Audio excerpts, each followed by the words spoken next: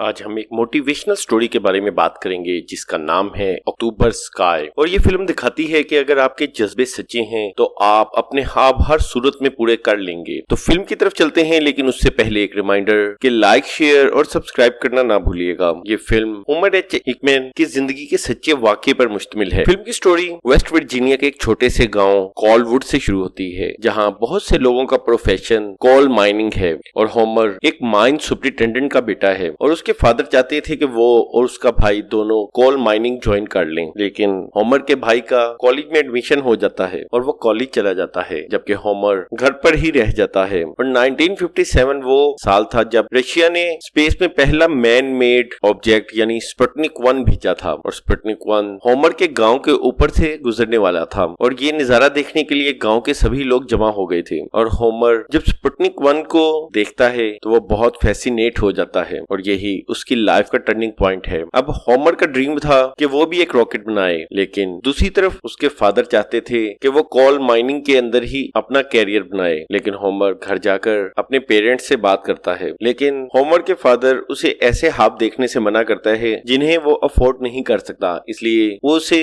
Coal mining के ऊपर ही concentrate करने के लिए कहता है। अगरचे होमर को अपनी फैमिली से कोई सपोर्ट नहीं मिली, लेकिन वो हार मानने के लिए तैयार नहीं था और वो अपने दो दोस्तों ओडियल और लेयर की मदद से रॉकेट बनाना स्टार्ट कर देता है। और ये तीनों बहुत मेहनत करके एक रॉकेट का मॉडल तैयार करते हैं और जो ही वो ये रॉकेट टेस्ट करते हैं तो वो जमीन पर ही ब्लास्ट हो जाता है और इस ब्लास्ट में गार्डन की फेंस भी डैमेज हो जाती है। लेकिन ये नुकसान भी होमर को अपने सपने पूरे करने से नहीं रोक सकता था, इसलिए अब उसने लाइब्रेरी ज्वाइन कर ली और वो वहाँ पर रॉकेट्स के मुतालिक तमाम किताबें पढ़ता है। इसके बाद वो अपने क्लास फेलो क्विंटन से बात करता है जो कि एरोस्पेस में काफी इंटरेस्टेड था और होमर क्विंटन को अपना प्लान बताता है और ये सुनकर क्विंटन मजीद इंटरेस्टेड हो जाता है और वो होमर के साथ काम करने लगता है और फाइनली ये चारों दोस्त रॉकेट बनाने का काम स्टार्ट करते हैं और आखिरकार ये चारों मिलकर एक बेसिक सा रॉकेट तैयार कर लेते हैं और उसे लॉन्च करने की तैयारी करते हैं। ये रॉकेट लॉन्च तो होता है, लेकिन वो होमर के फादर की माइन पर गिरकर क्रैश हो जाता है और इस गलती की वजह से वहाँ बहुत बड़ा हादसा हो सकता था और इसी वजह से उसके फादर को बहुत ज्यादा गुस्सा आ जाता है और होमर को काफी डांट पड़ती है। लेकिन इससे होमर को ये समझ आ जाती है कि गांव के दरमियान ऐसा काम करना मुनासिब नहीं है और वैसे भी इस तरह की लॉन्चिंग से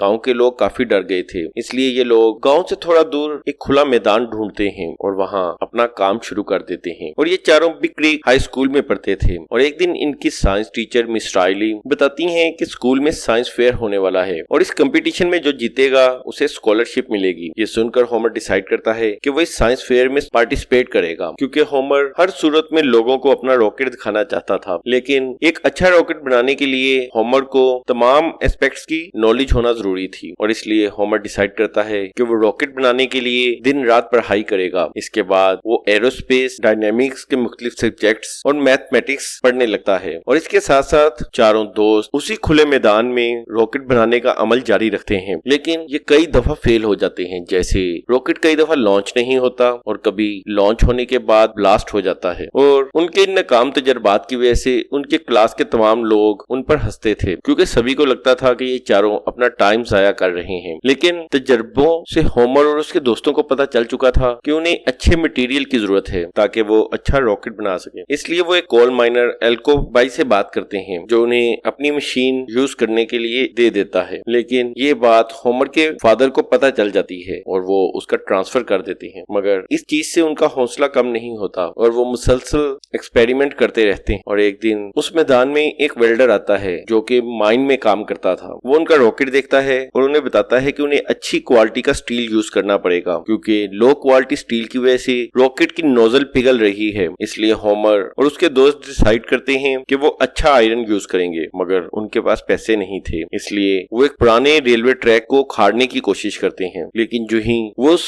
ट्रैक को उखाड़ते हैं तो उन्हें ट्रेन की आवाज आती है और ये आवाज सुनते ही चारों डर जाते हैं, क्योंकि उन्हें ऐसा लगा कि अब उनकी वजह से एक बहुत बड़ा एक्सीडेंट होने वाला है। और ट्रेन को एक्सीडेंट से बचाने के लिए ये चारों ट्रैक पर दौड़ना शुरू कर देते हैं। लेकिन जब तक वो ट्रेन तक पहुंचते हैं तो ट्रेन डाइवर्ट होकर दूसरे ट्रैक पे चली जाती है और इस तरह कोई भी हादसा होने से बच जाता है। लेकिन इसके बाद ये चारों उस ट्रैक को इस्तेमाल में लाते हैं और इस काम में उनकी मदद वो वेल्डर करता है और वो उनके लिए एक हाई क्वालिटी नोजल तैयार करता है। अब ये चारों एक दफा फिर लॉन्च की तैयारी करते हैं, लेकिन इस दफा दफा भी उनकी टेस्टिंग फेल हो जाती है, लेकिन होमर अब भी हार मानने के लिए तैयार नहीं था। इसलिए वो एक नया मॉडल तैयार करता है और इस दफा होमर का भाई सब गांव के लोगों को इकट्ठा करता है ताकि सब मिलकर होमर का मजाक उड़ा सके। और इतने सारे लोगों को देखकर होमर के दोस्त रॉकेट लॉन्च करने से डर रहे थे और होमर को भी डर था कि अगर वो फेल हो गया तो सब लोगों के सामने उसका मजाक बन जाएगा। लेकिन उसी वक्त उन्हें सपोर्ट करने के लिए उनकी टीचर मिस राइली आती हैं और आखिरकार ये चारों रॉकेट को फायर करते हैं। लेकिन इस दफा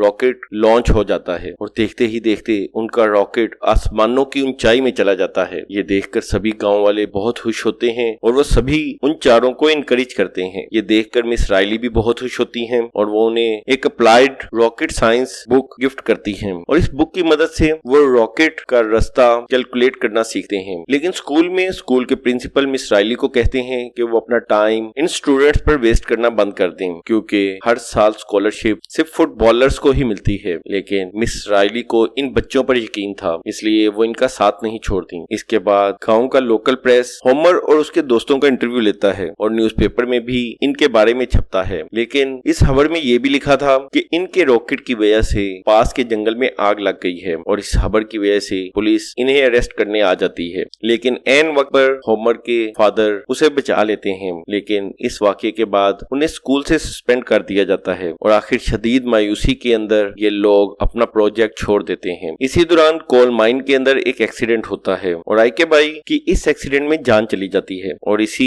एक्सीडेंट में होमर के फादर भी जख्मी हो जाते हैं और अब अपनी फैमिली को सपोर्ट करने के लिए होमर को कोल माइन में काम करना पड़ेगा। लेकिन होमर की माँ चाहती थी कि वो अपने रॉकेट बनाने का सपना पूरा करे, इसलिए वो इस सिलसिले में मिस राइली से मिलती है और इसके बाद मिस राइली होमर से मिलती हैं और वो उसे काफी मोटिवेट करती हैं और अपने सपने को पूरा करने के लिए होमर उनकी बात मानते हुए एक दफा फिर पढ़ाई शुरू कर देता है और इसके बाद वो अपने पुराने रॉकेट की ट्रेजेक्ट्री यानी उसका रास्ता कैलकुलेट करता है और वो ये कैलकुलेशन लेकर क्विंटन के पास जाता है और दोनों जंगल में उस ट्रेजेक्ट्री को फॉलो करते हुए पहुंचते हैं जहां उनका रॉकेट गिरा होना चाहिए था और उन्हें वहां अपना रॉकेट पानी में मिलता है और इसकी वजह से ये प्रूफ हो जाता है कि जंगल में आग उनके रॉकेट की वजह से नहीं लगी। इसके बाद वो अपने स्कूल प्रिंसिपल को अपने रॉकेट की ट्रेजेक्ट्री बनाकर दिखाते हैं और इस ट्रेजेक्ट्री से प्रूफ हो रहा था कि वो बेकसूर हैं और ये देखकर प्रिंसिपल उन्हें वापस स्कूल में आने की परमिशन दे देता है और इसके बाद इन सब का हौसला एक दफा फिर बढ़ जाता है और ये चारों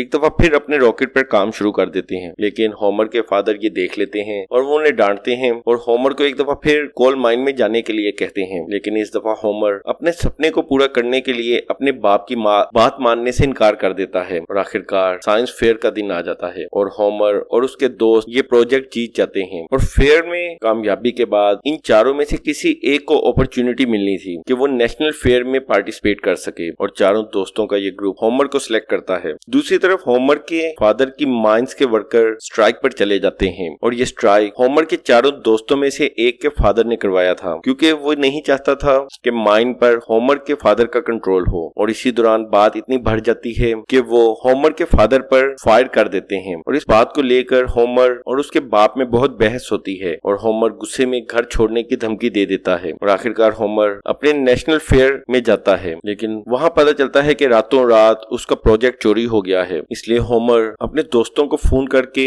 उन्हें एक नई नोजल बनाने के लिए कहता है और वो बताता है कि ये नोजल उसे एक रात में ही चाहिए। लेकिन ये नोजल सिर्फ माइन का वेल्डर ही बना सकता था। लेकिन मसला ये था कि स्ट्राइक की वजह से माइन बंद थी, इसलिए होमर की माँ वेल्डर से बात करने के बाद होमर के फादर के पास जाती है ताकि वो माइन खोल दें और अपने बेटे को सपोर्ट करें। लेकिन उसका बाप मना कर देता है और इस बात पर दोनों में बहुत बहस होती है और आखिरकार बहुत बहस के बाद होमर के फादर माइन खोलने के लिए मान जाते हैं और आखिरकार वेल्डर सारी रात मेहनत करने के बाद एक नई नोजल बनाता है और इसके बाद वो उसे साइंस फेयर तक पहुंचा देता है और आखिरकार इस साइंस फेयर में भी होमर को फर्स्ट प्राइज मिलता है और उसे गोल्ड मेडल उसका असल लाइफ हीरो यानी स्पुतनिक के scientist doctor Wernher von Braun की तरफ से दिया जाता है। और होमर को ये रियलाइज प्राइज लेने के बाद होता है कि उसे मेडल उसके ड्रीम हीरो की तरफ से पहनाया गया है। इसके बाद होमर को बहुत से स्कॉलरशिप्स के ऑफर मिलते हैं और वो काफी फेमस हो जाता है। और इसके बाद होमर को खबर मिलती है कि उसकी स्कूल की मिस यानी मिस राइली सख्त बीमार हैं और उन्हें एक तरह से कैंसर हो गया है। होमर उससे मिलने हॉस्पिटल जाता है और उसे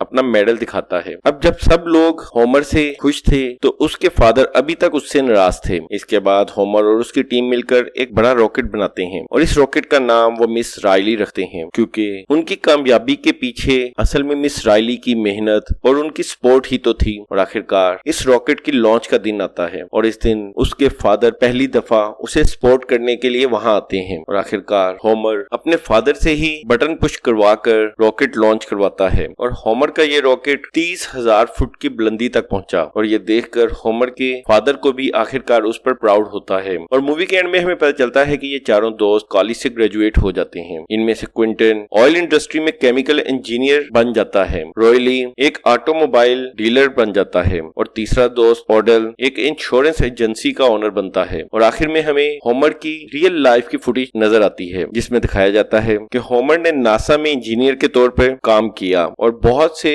रॉकेट्स डिजाइन किए और इसके साथ ही ये मूवी एक हाफ को पूरा करते हुए एंड हो जाती है। तो उम्मीद है कि आपको ये फिल्म पसंद आई होगी, तो लाइक शेयर और सब्सक्राइब करना ना भूलिएगा।